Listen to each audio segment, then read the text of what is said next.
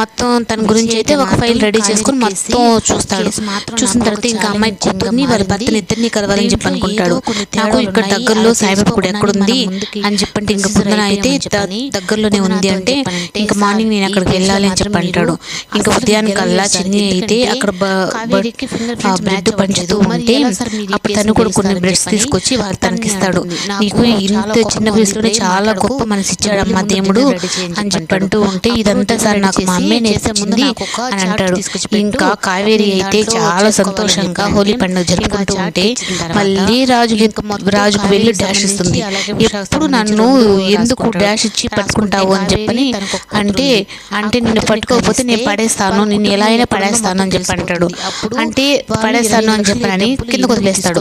అప్పుడు ఇంకా తన నడుంకైతే కాలు కొంచెం పెరిగితే ఇంకా మళ్ళీ రాజునే సరి చేస్తాడు. అప్పుడు వీడు ఇంత మంచిగా మారిపోయాడు అంటే నాకు నమ్మకం అవ్వట్లేదు.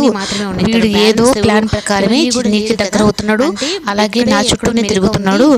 ఏంటో ఏదో మళ్ళీ నన్ను కావేరిగా మార్చి జైలు పంపించాలని ప్లాన్ ఏమైనా చేస్తున్నాడా అని చెప్పని అనుకుంటుంది. కానీ రాజు అయితే మాత్రం తనని పెళ్లి చేసుకున్నప్పుడు అలాగే తను లవ్ చేసినప్పుడు అవన్నీ మెమరీస్ అన్నీ గుర్తు చేసుకొని తనేమో చాలా సంతోషపడుతూ ఉంటాడు.